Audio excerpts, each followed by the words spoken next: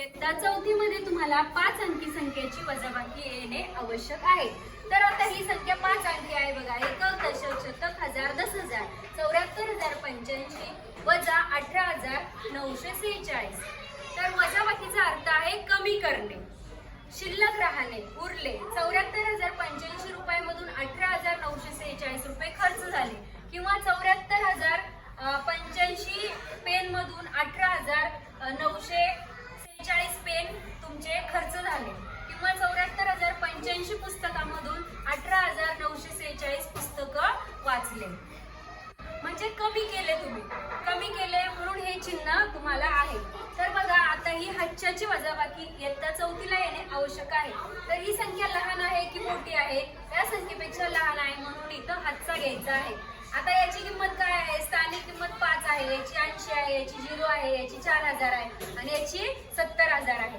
आता 5 मधून 6 जातात का नाही म्हणून इकडचा एक दशक इकडे घेतला, इथं 15 झाले। 15 मधून 6 गेले, खाली किती राहिले सांगा? 9 राहिले। आता इकडचा एक हातचा गेल्यामुळे इथं किती राहिले? 7। 7 मधून 4 जातात ना? जातात। मग 7 मधून 4 गेले, खाली किती राहिले सांगा? बरोबर 3 राहिले। इकडचा हातचा आपण घेतला का? नाही घेतला। बऱ्याच वेळा आपण घेतो परंतु इथं घेतलेलं नाही ना, इथं गरजच पडली नाही कारण लहान संख्या होती। मग 0 मधून 9 जातात का नाही? इकडचा हातचा इकडे घेतला, इथं 10 झाले। 10 मधून 9 गेले, खाली किती राहिले? 1। आता इकडे किती राहिले? मात्र 3च राहिले। 3 मधून 8 जातात का? नाही, म्हणून इकडचा एक इकडे गेला, इथं 13। 13 मधून 8 गेले, खाली किती राहिले सांगा?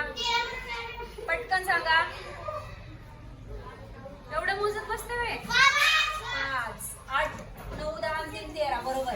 असं बघा 8, 9, 10, 3, 13 म्हणजे तुमचं बरोबर उत्तर बरोबर आहे। इकडचा हातचा इकडे गेला, इथं किती राहिले?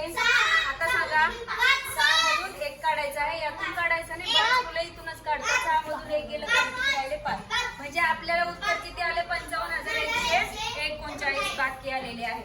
आणि हे उत्तर शोधायचं असेल तर या 2 इंची प्लस केलं तर हेच आन्सर येतं बघा। या 2 इंना जर प्लस केलं तर हे आन्सर येतं।